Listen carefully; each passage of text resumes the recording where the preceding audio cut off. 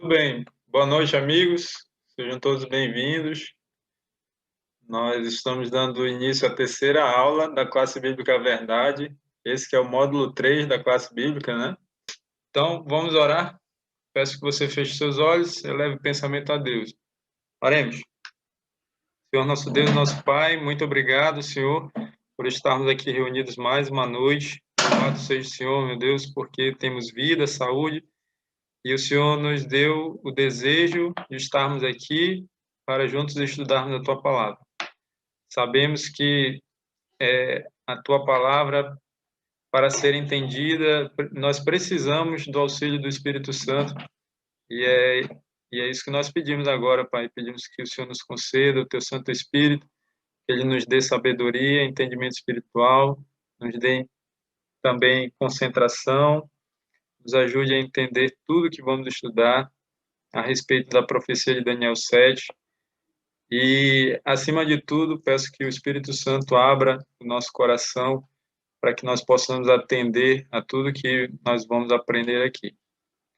Nós te pedimos essas bênçãos espirituais e também pedimos perdão dos nossos pecados, que o Senhor transforme e nos salve para o teu reino, meu Deus.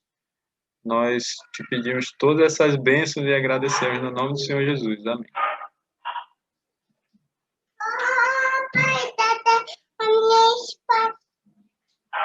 Muito bem, meus amigos, vamos lá.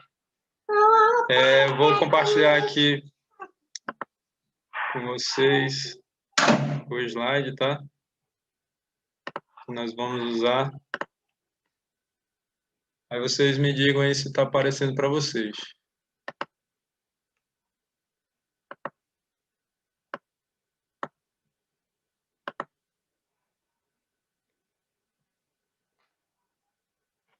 Está aparecendo? Sim. Sim. Ok, vamos lá então, meus amigos. Então, o nosso tema de hoje é a visão dos 4 animais, entendendo a profecia de Daniel 7. Ok? Então, falando um pouco a respeito do livro de Daniel, os primeiros 6 capítulos contêm a seção histórica. Então, o capítulo 1 fala da história do cativeiro, né, quando Daniel e seus 3 amigos foram levados, e outros judeus, né, foram levados cativos para a Babilônia. No capítulo 2, nós encontramos o sonho com uma estátua, que foi o tema da nossa primeira aula, né? No terceiro capítulo, a história da fornalha de fogo, como Deus livrou Sadraque, Mesaque e Abednego, né? Dali da morte certa, e Deus recompensou a fidelidade deles ali.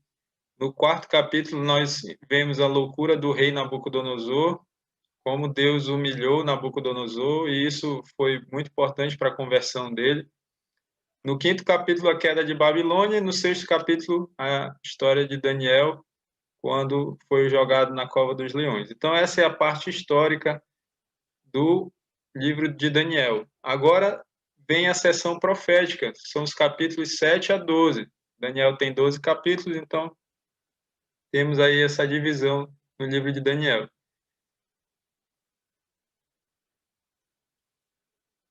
Então vamos lá, começando com Daniel 7:1, e aí nós vamos tentar nos situar um pouco no tempo, tá?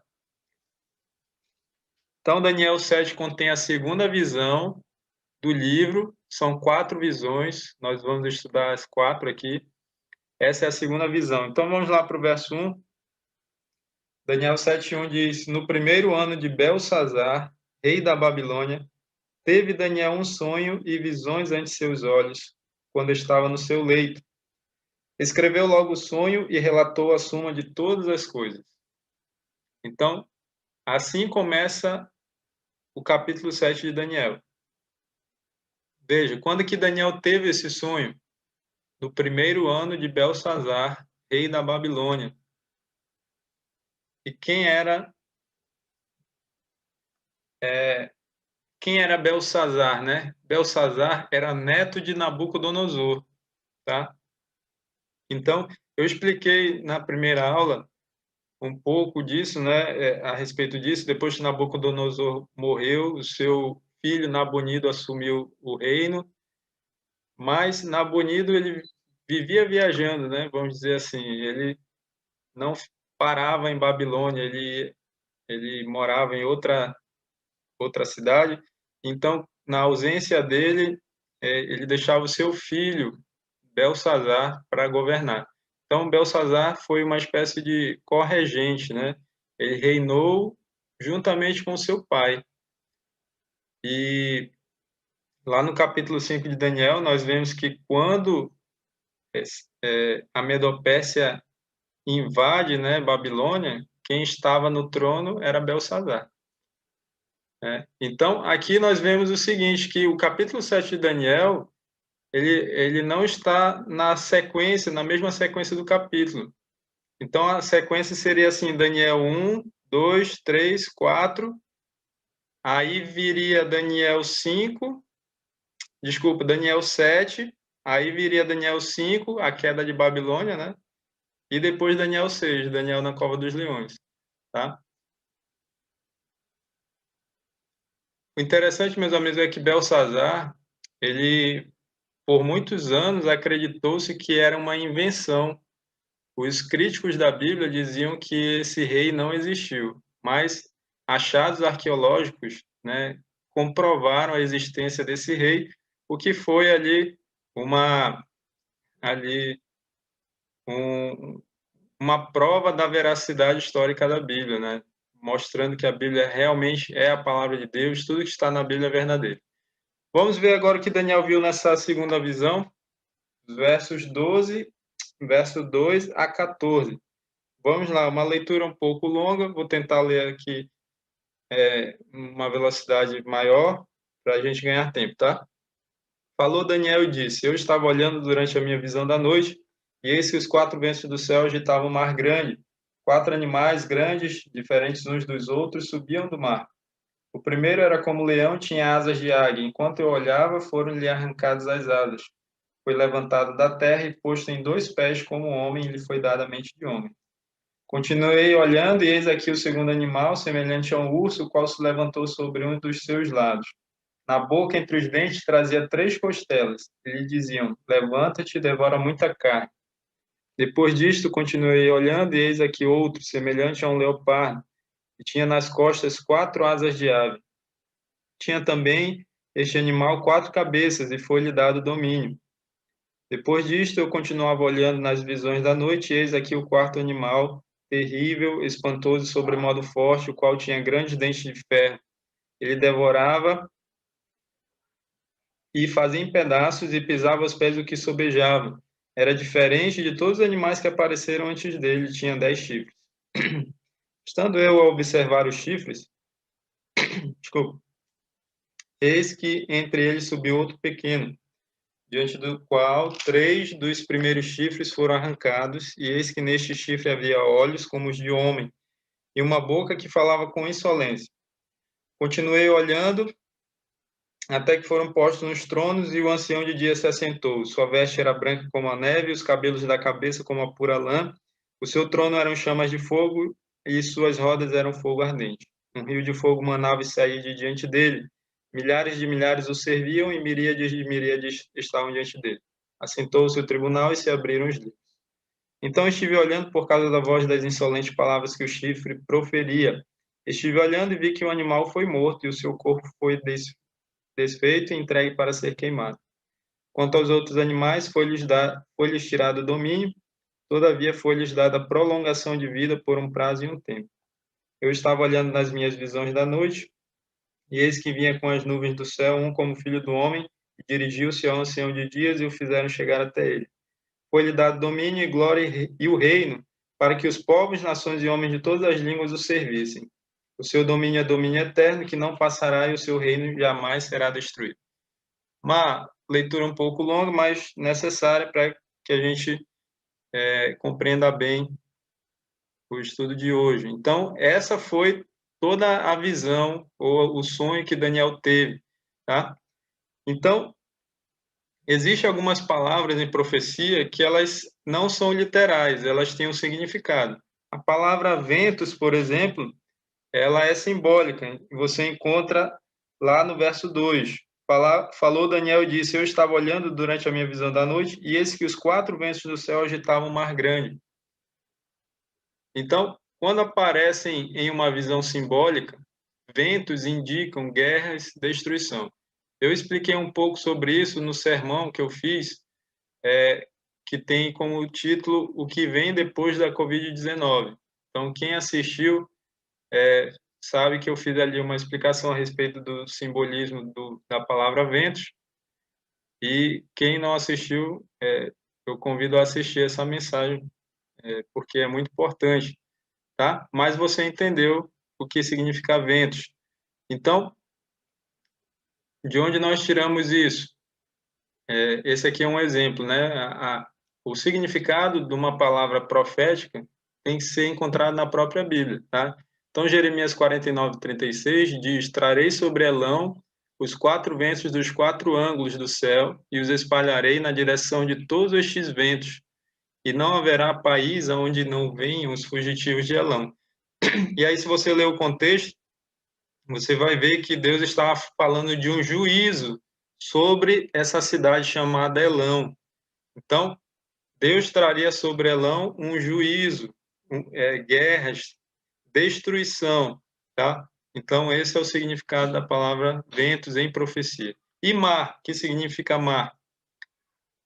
Isaías 17:12 diz: ai do bramido dos grandes povos que bramam como bramam os mares, e do rugido das nações que rugem como rugem as impetuosas águas. Então, veja, aqui Deus compara povos com mares e nações com águas, tá?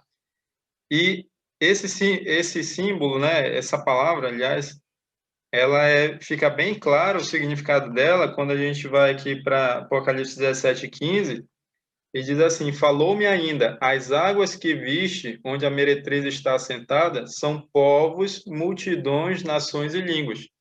Então está bem claro aí, né, que a palavra mar ou águas em profecia significam povos, nações, tá bom? Então, meus amigos, o que nós encontramos na profecia de Daniel 7 é uma visão, é um paralelo com a visão de Daniel 2. E aí o livro vem falando, o livro Desafio Final, ele falou essa semana de 2 princípios de interpretação profética, que é o princípio da repetição e da ampliação. Então, as profecias escatológicas, ou as profecias do tempo do fim, que nós encontramos no livro de Daniel e Apocalipse, são profecias que se repetem e que se ampliam, ou seja, a próxima profecia ela vai ampliar, ou seja, ela vai nos dar mais informações adicionais sobre a profecia anterior. Então, Daniel 7, a profecia de Daniel, está falando dos mesmos poderes ou dos mesmos reinos de Daniel 2. Então, o que nós vimos lá em Daniel 2? Um reino simbolizado pelo ouro, que era o reino de Babilônia. O reino de prata, Medopérsia, bronze, Grécia, ferro, Roma. E aqui, ou seja, 4 metais, né? E aqui nós encontramos o quê? 4 animais, que são o primeiro, né, que nós lemos, um leão com asas, com 2 asas, que simboliza Babilônia. Um urso, que simboliza a Medopérsia.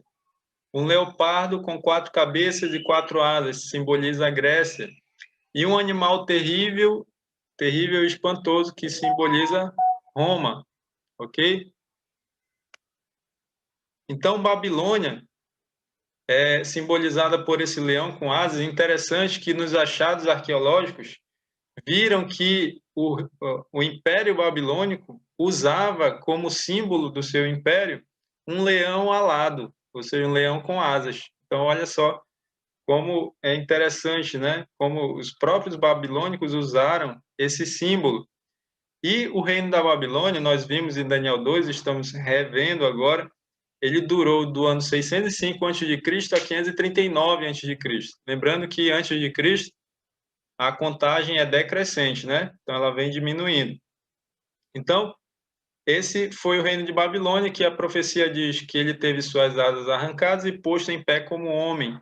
Então, Babilônia, essas asas representam velocidade, né? A velocidade com que Babilônia conquistou as outras nações, mas se essas asas foram arrancadas é porque ela perdeu o seu poder, né? Ela deixou de conquistar as nações e foi conquistada. E quem veio depois? Depois veio a Medopérsia com Ciro, né? Ciro o Grande foi ali o personagem principal, foi ele quem liderou o exército medo-persa e ali desviou o curso do rio Eufrates. O rio Eufrates passava dentro da cidade de Babilônia e eu expliquei na primeira aula que Babilônia era cercada por uma muralha que era considerada intransponível, ninguém conseguia entrar em Babilônia. E Ciro, juntamente com os medo-persas, com o exército, né, conseguiram. Mas por quê, meus amigos? Será que foi pela inteligência de Ciro, ou pela astúcia deles, ou pela força deles? Não, meus amigos, é porque Deus está no controle da história humana. Ciro conquistou Babilônia porque Deus já havia predito isso, e foi Deus quem usou a Medopérsia para levar para causar um juízo, né, sobre a Babilônia, porque foi um reino que não se arrependeu dos seus pecados, foi uma nação que não se arrependeu. Então, Deus deu um tempo de misericórdia, mas depois ele leva então o seu juízo, porque Deus é amor, mas também é justiça, né? Então, meus amigos, a Medopérsia durou do ano 539 a.C. a 331. E a informação que é passada para nós é que o urso levanta-se de um lado, simbolizando que um reino seria mais forte que o outro, né? No caso, a Pérsia era mais forte do que a Média, tá certo? E essas três costelas na boca representam três presas, né? Ou seja, três nações que a Medo-Pérsia conquistou. E com a conquista dessas três nações, ela estabelece o seu império, né? Como um império mundial. Quais foram essas três nações, meus amigos? Foi a Lídia, no ano 547 a.C., a Babilônia, no ano 539 a.C., e o Egito, no ano 526 a.C. Assim, a Medopérsia estabeleceu o seu império, né? Por meio dessas três conquistas, né? Eram três nações, eram as quatro nações mais fortes. E aí a Medopérsia conseguiu conquistar as outras três. Depois veio o leopardo com quatro cabeças e quatro asas. Esse animal simboliza a Grécia, que teve o seu império. Ah, só um detalhe, tá, meus amigos? Se vocês quiserem pesquisar, se vocês forem pesquisar, por exemplo, no Google, Império Medo-Persa, vocês não vão encontrar muitos detalhes, tá? A respeito desse império, porque não se usa esse nome, tá? Nós sempre falamos aqui na classe Bíblica Verdade, eu e o professor Dácio, que vocês não devem acreditar em nós, que vocês devem estudar a Bíblia por si mesmos, que vocês devem pesquisar e procurar saber se o que nós estamos falando para vocês é verdade. Então, se vocês forem pesquisar sobre o Império Medo-Persa, vocês vão colocar assim, Império Aquemênida. É esse o nome que se dá ao Império Medo-Persa, mas é o mesmo, tá? É o mesmo império. Aí você vai encontrar mais informações a respeito desse império. Com relação à Grécia, a mesma coisa. A Grécia, você vai encontrar mais informações se você pesquisar assim, Império Macedônico. Grécia e Macedônia eram nações diferentes, mas muito próximas, tá? Então, Alexandre o Grande foi o primeiro imperador, né? O grande conquistador. ele era macedônico, e ele uniu a Grécia e a Macedônia. Então, nós falamos Grécia, mas foi um império greco-macedônico, tá? Você pode pesquisar também, assim, Império Helenístico. Então, você vai ver mais informações sobre a Grécia. Então, meus amigos, esse leopardo tinha 4 cabeças e 4 asas. O que isso significa? As asas, nós falamos que representam a velocidade de conquista.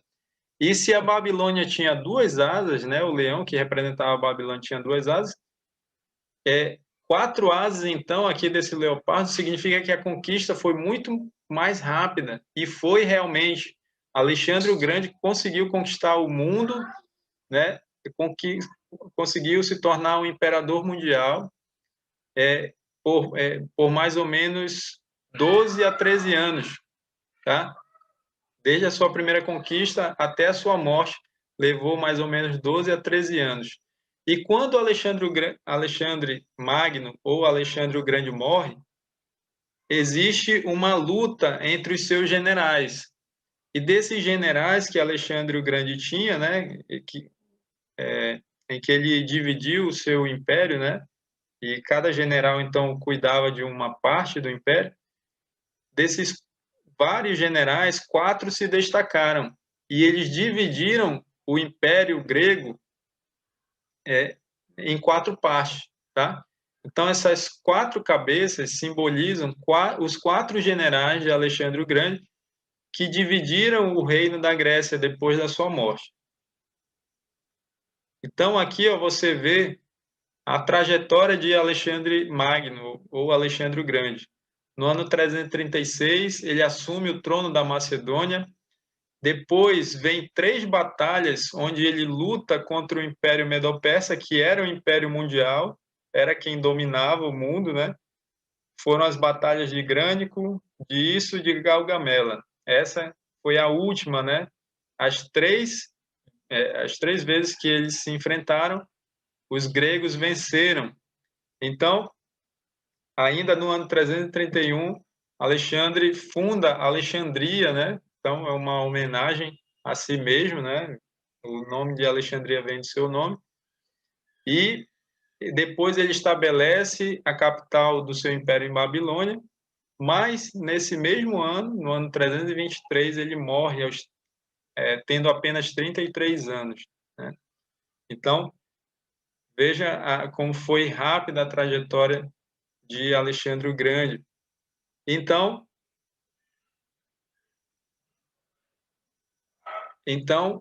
é aí que vem a parte das 4 cabeças, tá? Por que está o nome de Isaac Newton aí? Isaac Newton, meus amigos, escreveu esse livro aqui, ó, Observações sobre as profecias de Daniel e Apocalipse. Então, nós conhecemos Isaac Newton como um grande cientista, né? Mas ele também foi um grande estudante da Bíblia. Vocês sabiam disso? Isaac Newton foi uma das mentes mais brilhantes da humanidade. Ele acreditava em Deus, ele acreditava na palavra de Deus, e ele estudava a palavra de Deus, e ele tinha grande interesse pelas profecias de Daniel e Apocalipse, tanto que ele escreveu esse livro. Então, meus amigos, diferente do que a mídia diz aí, do que os ateus falam, né, que crer em Deus e crer na Bíblia é coisa para pessoas com baixo intelecto, isso é uma grande mentira, porque Isaac Newton, uma das mentes mais brilhantes da humanidade, acreditava em Deus, na palavra de Deus, e era um grande estudante da palavra de Deus. Então, o que Isaac Newton escreveu na página 42 desse livro, falando sobre essa parte da profecia das 4 cabeças? Ele diz que o Império Grego foi dividido em 4 partes, e ele dá o nome dos 4 generais. O nome deles: Ptolomeu, Cassandro, Lisímaco, Seleuco. E aí tem as partes que cada um ficou, né? Ptolomeu ficou com o Egito, Palestina e parte da Síria. Cassandro ficou com a Macedônia. Lisímaco ficou com a Trácia e parte da Ásia Menor. E Seleuco ficou com parte da Ásia Menor e parte da Síria e as regiões mais ao Oriente. Então, meus amigos, esses 4 homens são as 4 cabeças do leopardo. Olha só como a profecia é precisa. E aí vem o animal que de tão diferente Daniel nem consegue classificar. Ele diz que os outros eram semelhantes a animais que ele conhecia, mas esse ele não conseguiu classificar, ele não conseguiu encontrar um animal parecido com o quarto. Então ele diz que esse animal era terrível, espantoso e sobremodo forte. Está lá no verso 7, Daniel 7:7. Ele diz também que esse animal tinha grandes dentes de ferro. Isso aqui já é uma dica para a gente saber quem era o quarto animal, né? Qual era a nação que era simbolizada pelo ferro lá na profecia de Daniel, Daniel 2, né, do sonho de Nabucodonosor? Era Roma, né? Então, aqui fala que ele devorava, fazia em pedaços, mostrando a força do Império Romano, né? Que realmente foi o império mais forte, né, militarmente, mais forte do que todos os outros. E ele era tão forte, né, que ele durou do ano 168 a.C. até o ano 476 depois de Cristo. Então foi o império com maior duração desses quatro, né? Porque depois vem um outro reino que nós vamos já ver. Esse animal era diferente dos outros animais e ele tinha 10 chifres. Por que ele era diferente, meus amigos? Porque os outros reinos eram apenas reinos políticos ou eram reinos, poderes políticos, né? Ou poderes civis. Mas o quarto animal, ele começa como um reino político e civil também, mas depois ele muda, ele se torna um reino religioso. Nós vamos já chegar nessa parte aqui da profecia, tá bom? Alguém gostaria de fazer alguma pergunta até aqui? Se não quiser falar, pode escrever no chat também, tá? O Darcy está acompanhando. Mas eu gostaria de saber agora se alguém quer fazer uma pergunta até aqui. Fique à vontade, tá? É o tempo que eu vou tomar uma água aqui.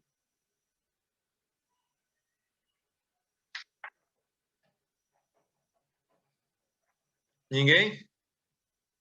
Alguém escreveu alguma coisa aqui no chat? O Alan disse que está tranquilo. Está tranquilo mesmo, meus amigos? Então, vamos lá. Continuando. Esse animal tinha 10 chifres. E olha só que interessante, esses 10 chifres,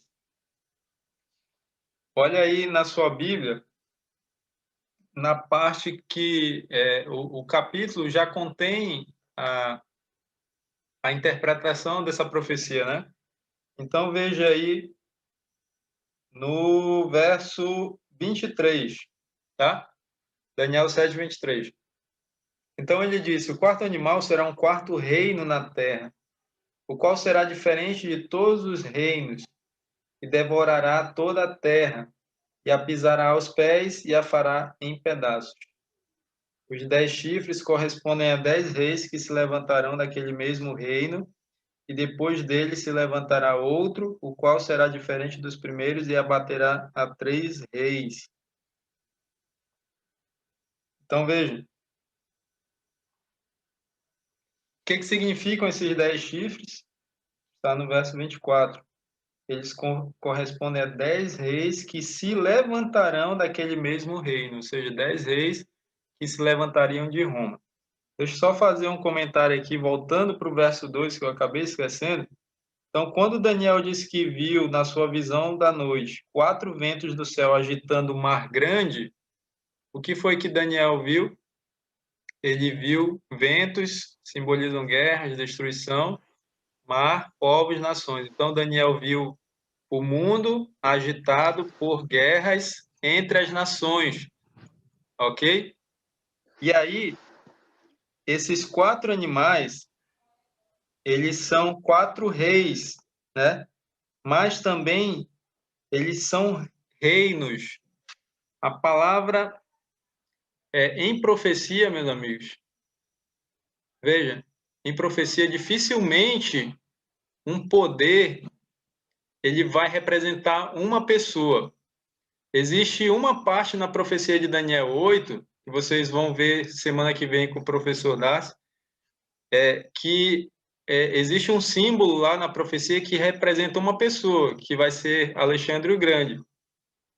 Mas dificilmente um poder desses representa uma única pessoa, ele representa um reino. Então, em profecia, a palavra rei, ela é sinônimo de reino.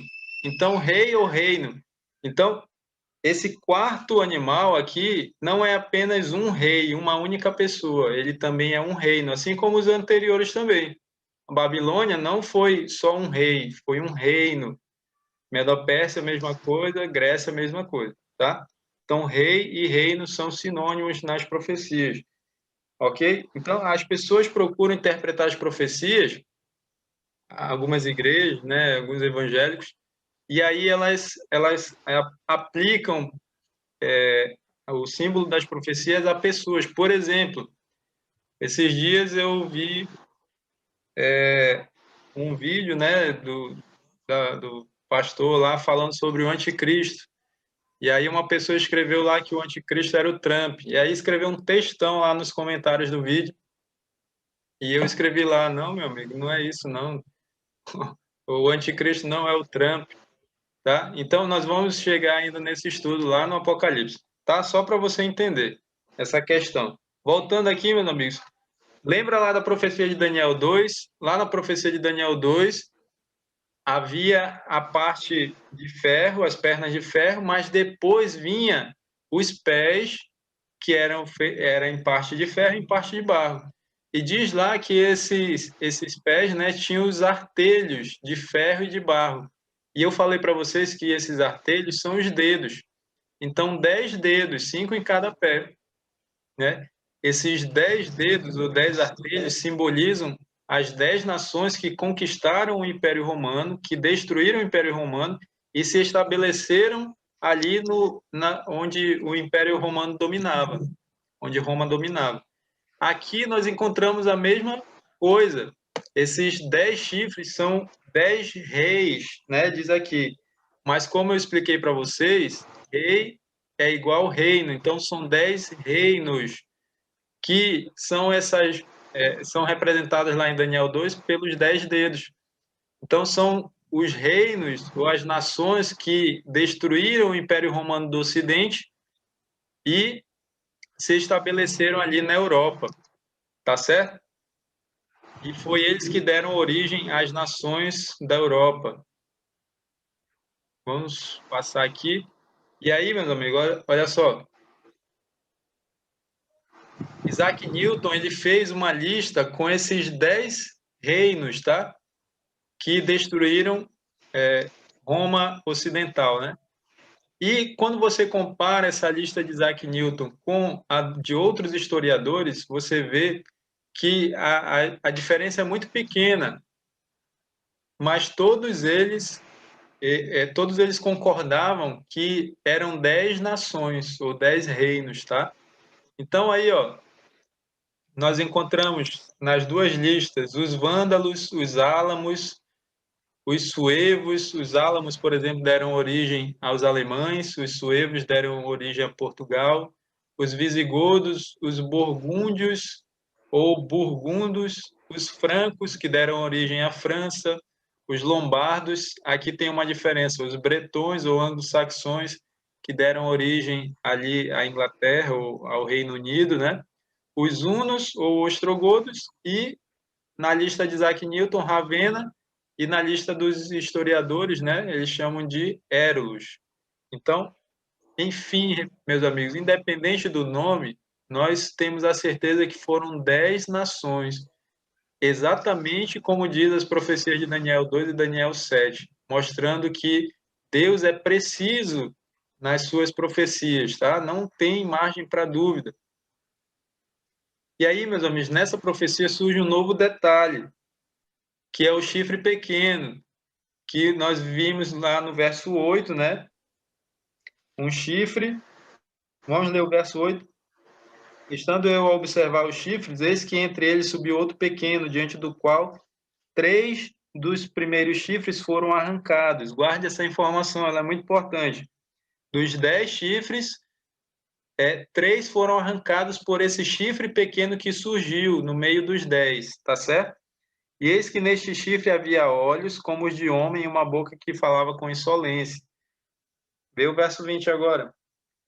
E também a respeito dos 10 chifres que tinha na cabeça e do outro que subiu, diante do qual caíram 3, daquele chifre que tinha olhos e uma boca que falava com insolência e parecia mais robusto do que os seus companheiros. Então, a profecia de Daniel 7 apresenta um novo detalhe, que é esse chifre pequeno. Veja como a profecia ela vai se ampliando, porque na profecia da estátua, do sonho de Nabucodonosor, não existe esse elemento do chifre pequeno, tá certo? Mas aqui a profecia de Daniel 7 amplia e mostra esse chifre pequeno. Mas o que é esse chifre pequeno? Veja, se os 10 chifres eram 10 reis ou reinos, então esse chifre pequeno também será um reino, tá certo? Só que é um reino diferente dos outros. Por quê? Porque ele não é apenas um reino, um poder político e civil, ele também é um poder religioso. E como é que nós podemos ter certeza disso? Como é que nós podemos identificar quem é esse chifre pequeno? Que poder religioso é esse chifre pequeno? Como nós podemos ver isso? Então vamos lá. Vejam, aqui nós vemos várias características que foram retiradas do próprio capítulo. Nós não vamos ver todas, mas vamos ver algumas delas, as principais. Por exemplo, esse chifre surgiu do quarto animal. Então, esse reino, representado pelo chifre pequeno, ele tem que vir de Roma, porque o quarto animal é Roma. Ele surge no meio dos 10 chifres, ou seja, ele surge no meio dessas 10 nações que conquistaram Roma. No verso 24 diz que ele surge depois dos 10 chifres, ou seja, ele surge depois dessas 10 nações já terem conquistado Roma e já terem se estabelecido ali na Europa. Ele também é diferente dos outros chifres, porque não é apenas um poder civil, mas é um poder religioso. É um reino que tem poder religioso e não apenas poder civil. Tá certo? No verso 20 diz que ele é mais robusto que os outros. No verso 8, 20 e 24 diz que ele abateu 3 reinos. Isso aqui nós vamos ver. No verso 25, leia comigo o verso 25, você vai ver essas 4 características aqui, tá? Veja aí, Daniel 7, 25. Proferirá palavras contra o Altíssimo. Esse é um, né? Magoará os santos do Altíssimo. 2. Cuidará em mudar os tempos e a lei. 3 características. E a quarta agora. E os santos lhe serão entregues nas mãos por um tempo, 2 tempos e metade de um tempo. Então, essas 4 características aí no verso 25 nós vamos analisar agora. O que significam os 3 chifres que foram arrancados? Significa que esse poder derrotaria 3 desses 10 reinos. Tá? Em 493 d.C., os Érulos foram exterminados na Itália por influência do imperador romano Zeno, que era o imperador de Roma Oriental, tá? Que tinha sede, a capital era em Constantinopla. Esse imperador romano Zeno venceu Teodorico, líder dos ostrogodos. Então, ele marchou para a Itália, né? Juntamente com seu exército e destruiu os Érulos.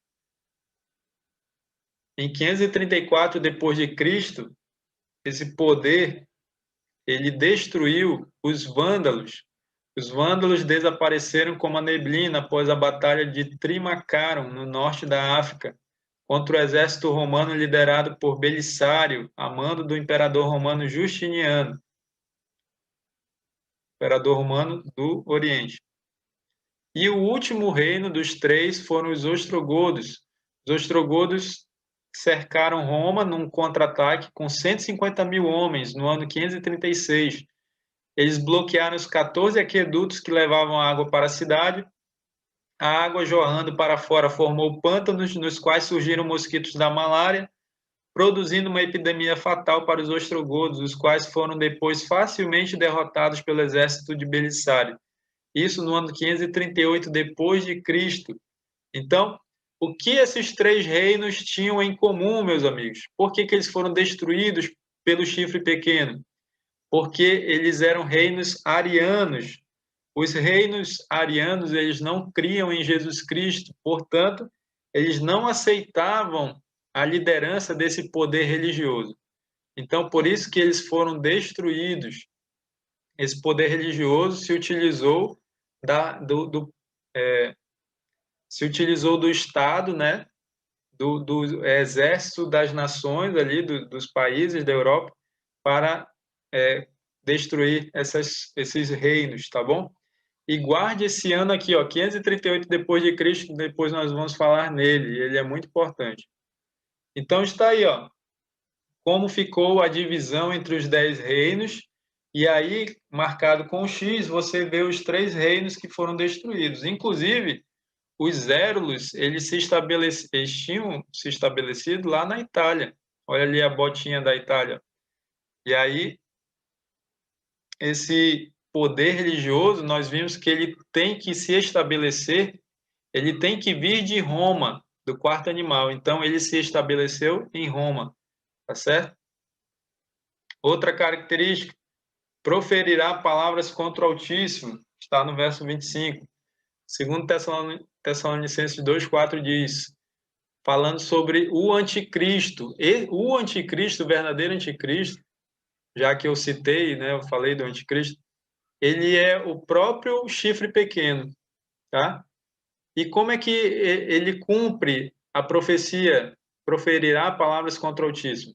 Lá em 2 Tessalonicenses diz, o qual se opõe e se levanta contra tudo que se chama Deus ou é objeto de culto, a ponto de assentar-se no santuário de Deus, apresentando-se como se fosse o próprio Deus. Então, esse poder religioso, ele se opõe e se levanta contra tudo que se chama Deus ou é objeto de culto. Esse poder religioso, ele se assenta no santuário de Deus, apresentando-se como se fosse o próprio Deus. Então, nós vamos ver as características, depois nós vamos concluir quem é esse poder. Aliás, nós já vamos saber agora, né? Veja, esse aqui é um texto que foi retirado de escritos da Igreja Romana, tá? O que a Igreja Romana fala sobre o Papa? O Papa é de tão grande dignidade, tão excelso, que não é um simples homem, que não é um simples homem, mas como se fosse Deus e o vicário de Deus. O Papa é como se fosse Deus na terra, único soberano dos fiéis de Cristo, chefe de reis com plenitude de poder. Então, meus amigos, vejam, os próprios escritos da Igreja Romana dizem que o Papa é como se fosse o próprio Deus na terra. Então, não sou eu que está falando. E aqui eu quero fazer um parênteses, meus amigos. Vejam, eu não sei qual a religião de vocês, qual a igreja que vocês frequentam, se é que frequentam alguma igreja. Pode ser que entre nós haja alguém que faz parte dessa igreja, da Igreja Católica Romana. Porém, nós não estamos falando contra os católicos. Nós estamos apresentando o que a Bíblia fala. E não tem, meus amigos, como estudar as profecias de Daniel e Apocalipse e não falar da Igreja Romana. Veja, a profecia não fala dos católicos, fala da Igreja Romana como um poder religioso, sendo representada por um chifre pequeno na profecia de Daniel 7. E aí, meus amigos, se há alguém dessa igreja, ou daqueles que vão assistir depois, vejam, não fique chateado comigo, nem com o professor Dácio. O nome dessa classe bíblica é A Verdade. Por quê? Porque nós temos o compromisso de falar a verdade para vocês. e nós estamos apenas mostrando o que Deus revelou na sua palavra por meio das profecias. E Deus revelou que surgiria um poder religioso, e esse poder religioso é representado pela Igreja Apostólica Católica Romana. Não somos nós que estamos falando. Isso quer dizer que quem faz parte da Igreja Católica vai se perder? Não, porque existem muitas pessoas sinceras dentro da Igreja Católica, muitas pessoas que amam a Deus e naquilo que elas sabem de Deus, aquilo que elas conhecem como sendo a vontade de Deus, elas praticam, mesmo que algumas dessas coisas sejam erradas, tá? Mas Deus, ele vai julgar essas pessoas por sua sinceridade. Vejam, se elas não tiveram a oportunidade de conhecer a verdade, tá? Esse sim é muito importante. Então, meus amigos, vamos fechar o parênteses agora e vamos voltar aqui. Falamos sobre proferir palavras contra o Altíssimo. Então, esse poder, a Igreja Romana, ela fala de si mesmo como se fosse o próprio Deus, assim ela profere palavras contra Deus, né, contra o Altíssimo. Magoará os santos do Altíssimo, como que a Igreja Romana cumpriu isso? Acho que é de conhecimento de todos, em algum momento você já ouviu falar na Inquisição. A Inquisição condenou hereges, entre aspas, à fogueira. As sentenças legais eram executadas pelas autoridades civis sob a obrigação de Roma. Então, Roma é o quarto reino, que era a Roma imperial, né? Que era um poder apenas político, ele teve continuidade na profecia como Roma papal, como um poder agora político e religioso. Só que o poder papal em si não tinha poder político. Então, ele se unia, ele tinha apenas o poder religioso. Então, para ter o poder político, ou seja, para ter ao seu comando exércitos, né, ele se uniu aos países, né? Ele se utilizava, melhor dizendo, do poder político, do poder civil, do exército das nações da Europa, ok? E isso, quem comandava era o Papa, tá certo? Então, essa Inquisição condenou hereges. Quem eram esses hereges, entre aspas, meus amigos? Está entre aspas, porque esses hereges eram pessoas que seguiam a palavra de Deus. O único erro deles, entre aspas, erro também, né? Era seguir a palavra de Deus. E por isso muitos foram condenados à fogueira, muitos foram lançados lá no Coliseu Romano, né? Onde os cristãos eram mortos por feras, né? Por leões ou por gladiadores. Então, muitos cristãos foram mortos por esse poder religioso, né, representado pelo chifre pequeno. Assim, ele magoou os santos do Altíssimo e cuidará em mudar os tempos e a lei. Veja, Daniel 2:21 diz que é Deus quem muda o tempo. Ou seja, é Deus quem muda o curso da história, é Deus quem está no controle da história. Mas esse poder religioso, ele tentou mudar os tempos e tentou mudar o curso da história, mas ele não pode, porque Deus é soberano. Então é Deus quem está no controle da história. Ele também cuidaria em mudar a lei. Então veja, esse poder, né, o poder papal, ele mudou a lei de Deus e ele alterou, na verdade, todos os mandamentos. Se você comparar os 10 mandamentos, como está em Êxodo 20, com o catecismo romano, você vai ver que todos os mandamentos foram alterados. Nem que tenha sido uma coisinha pequena, uma palavrinha, uma letra, mas existem dois que foram 8 parecem muito com o que diz os 10 mandamentos, mas tem dois que foram totalmente mudados. que foi o segundo mandamento. O que fala o segundo mandamento? Não farás para ti imagem de escultura, não as adorarás, nem lhes darás culto. Resumindo, né, que o mandamento é maior. Esse mandamento foi retirado da lei de Deus e no catecismo romano ele foi totalmente excluído. O quarto mandamento diz: lembra-te do dia de sábado para o santificar. E aí o mandamento continua. E ele foi mudado para guardar domingos e festas.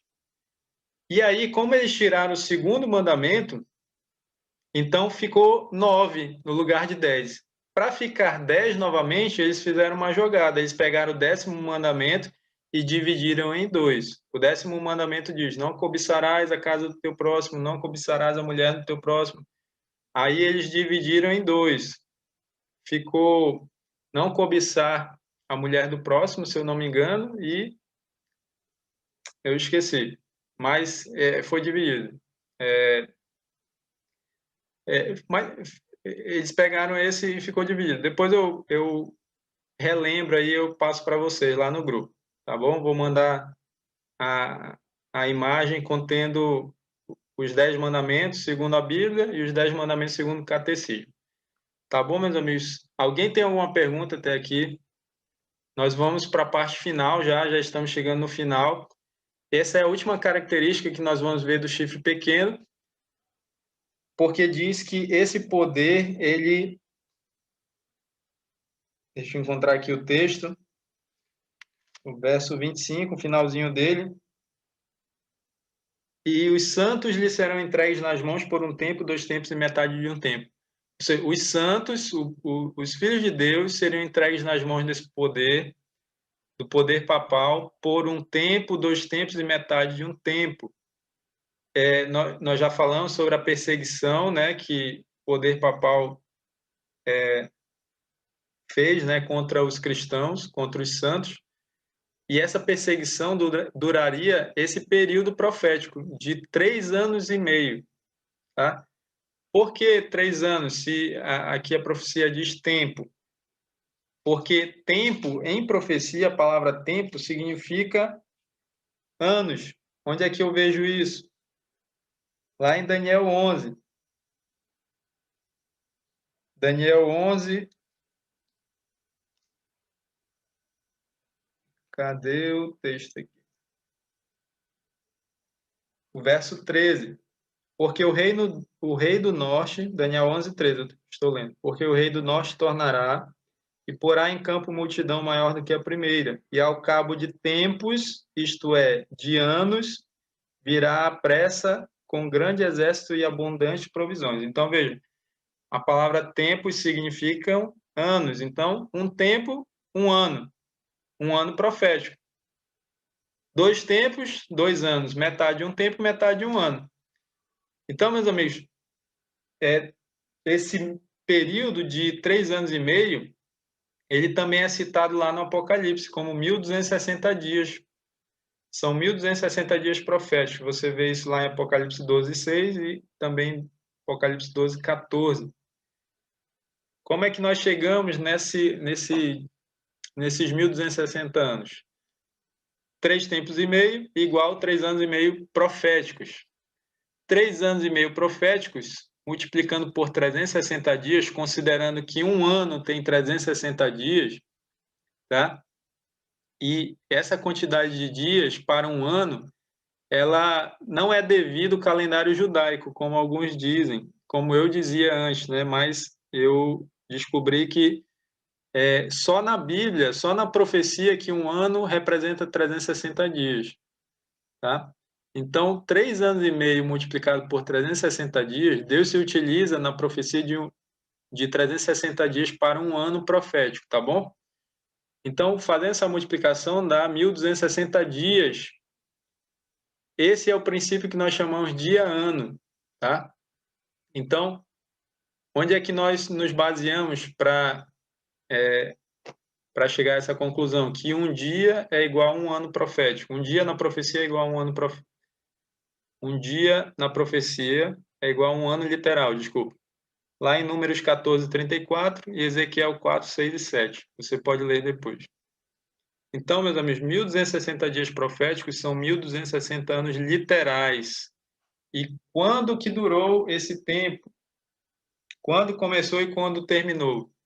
538 depois de Cristo inicia a contagem dos 1360 anos, 1260 anos. O que aconteceu nesse ano? Nós vimos, eu pedi para você gravar aquela data, né, o ano. Nós vimos que os ostrogodos foram eliminados. Foi o terceiro reino que foi eliminado pelo poder papal. E assim, o bispo de Roma assumiu todo o poder ali na Europa. Ninguém mais se levantou contra ele. Eu esqueci de falar um detalhe importante, que foi o seguinte: depois da derrubada, da queda do Império Romano, Roma, o império ficou sem um líder, né? Porque o líder era o imperador. O último deles foi Rômulo Augusto, o imperador romano. E aí, o Império Romano, gigantesco, né? Ele ficou sem um líder. E por vários motivos, o bispo de Roma, ele se destacou dos outros bispos, tá?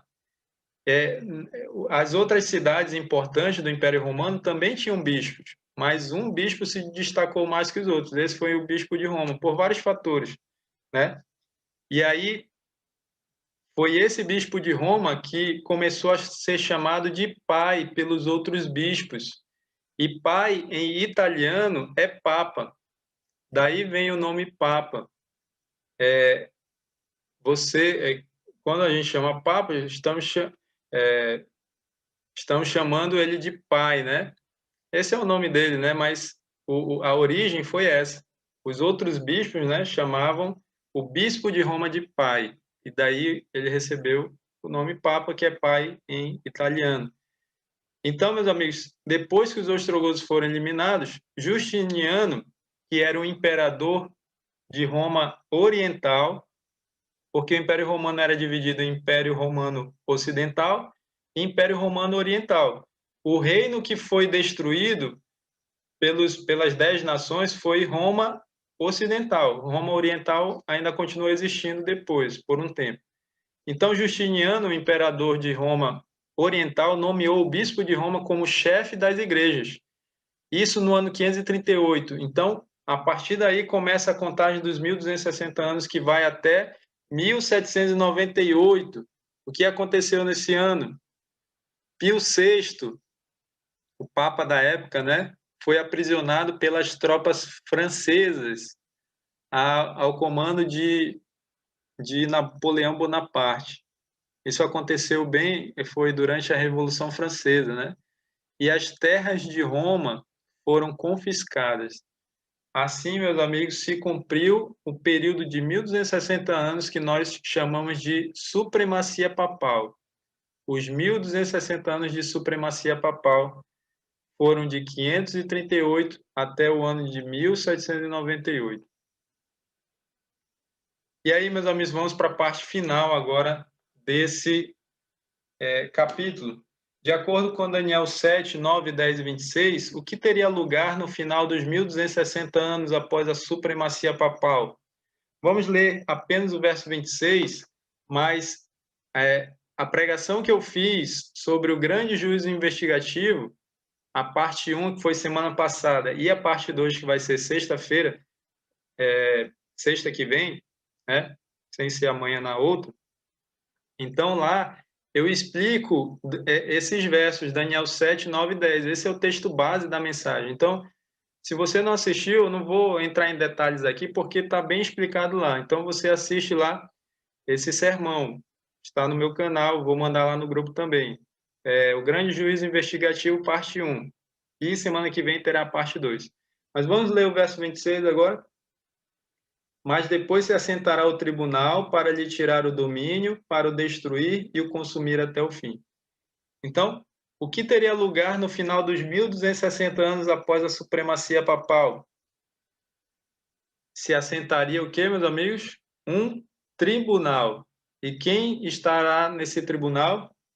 Lá nos versos 9 e 10 diz que vai participar um ancião de dias, que é Deus Pai, os anjos, que são as testemunhas, E lá no verso 13 e 14 diz que o Filho do Homem também vai participar, e o Filho do Homem é Jesus Cristo. Então, é esse tribunal que vai abrir os livros e vai julgar não só os seres humanos, e aí eu explico lá no sermão quem vai ser julgado, mas também ele vai julgar os reinos da terra, especialmente esse reino representado pelo chifre pequeno. Esse reino será julgado, será condenado. E o que vai acontecer depois? Só comentando, né? Esse tribunal pré-advento, ou seja, antes da volta de Jesus, ele tem sido chamado de juízo investigativo, porque livros celestiais de registro são examinados para atestar aqueles que poderão entrar no céu. Então, esse é o juízo investigativo que tem que acontecer antes de Jesus voltar. E aí, meus amigos, esse reino, olha o que vai acontecer com ele. Está aí no verso 26. Mas depois se assentará o tribunal para lhe tirar o domínio do chifre pequeno, para o destruir e o consumir até o fim. Então, esse chifre pequeno, ou seja, o poder papal, ele será destruído após o juízo investigativo. E o que acontecerá depois, meus amigos? O verso 27 diz: o reino e o domínio e a majestade dos reinos debaixo de todo o céu serão dados aos povos dos santos do Altíssimo. O seu reino será reino eterno, e todos os domínios o servirão e lhe obedecerão. O verso 14 diz que o seu, está falando de Jesus, né? O seu domínio, o domínio de Jesus é domínio eterno, que não passará e o seu reino jamais será destruído. Veja, a profecia de Daniel 7, ela termina exatamente como termina a profecia de Daniel 2. Lembra lá da profecia de Daniel 2, onde Daniel viu uma pedra que foi lançada sem o auxílio de mãos, essa pedra atinge os pés da estátua, toda a estátua é desfeita, né? E então essa pedra ela cresce e toma o mundo todo, né? Então nós chegamos à conclusão que essa pedra ali, né, que cresce, que destrói os reinos terrestres e cresce depois, representa o estabelecimento do reino de Cristo. E lá diz que esse reino será eterno, não passará, jamais será destruído. Exatamente o que diz aqui em Daniel 7. Então, meus amigos, você quer fazer parte do reino de Cristo? Então você precisa entregar a sua vida a Jesus. Você precisa permitir que Jesus reine na sua vida, que Jesus seja o primeiro e o último da sua vida. Aqueles que não fizerem isso, meus amigos, automaticamente serão não de Jesus, mas sim do inimigo de Jesus. Então, cada um de nós precisa fazer a sua escolha. E cada dia que nós acordamos, nós fazemos muitas escolhas. E são essas escolhas que vão definir se nós seremos membros do reino de Cristo ou do reino de Satanás. Eu quero ler com vocês aqui novamente o verso 27 para a gente finalizar, porque aqui tem uma promessa de Deus para nós. O reino e o domínio e a majestade dos reinos debaixo de todo o céu serão dados aos povos, ao povo dos santos do Altíssimo. O seu reino será reino eterno e todos os domínios o servirão e lhe obedecerão. Meus amigos, quando nós olhamos para os reinos terrestres, nós sempre nos decepcionamos, não é verdade? Principalmente nós que moramos no Brasil, né? Um país totalmente corrupto, com líderes corruptos, com governantes corruptos. Então, nós sempre vamos nos decepcionar. Por quê? Porque o ser humano é mau, ele tem uma natureza pecaminosa. Por isso, não devemos colocar a nossa esperança em pessoas, achando que elas vão mudar o destino das coisas. Mas a nossa esperança deve ser colocada em Jesus, porque Jesus, sim, ele vai estabelecer o seu reino na terra. Esse reino será eterno e nós vamos poder pertencer a esse reino, ou seja, nós vamos viver ao lado de Jesus por toda a eternidade e nós vamos receber juntamente com Jesus o reino, o domínio e a majestade dos reinos. Essa é a promessa de Jesus para mim e para você, meus amigos. Quer você fazer parte desse reino eterno? esse reino que vai substituir todos os reinos terrestres, esses reinos corruptos, e então Jesus vai estabelecer um reino justo, onde há paz, há o amor, onde há a justiça. Então, você quer fazer parte desse reino? Entregue a sua vida a Jesus. E aí você está vendo a imagem de uma pessoa entregando sua vida a Jesus, orando a Jesus. Faça isso, meus amigos, todos os dias, em oração. Fale para Jesus: Senhor, eu quero ser teu.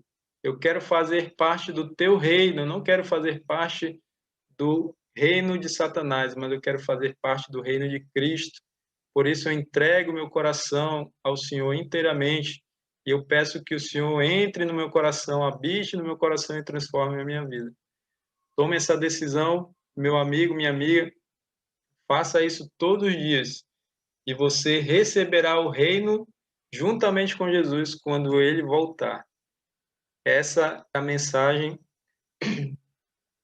especial de Deus para você nessa noite. Então, que Deus abençoe você. Deixa eu ver aqui o tempo.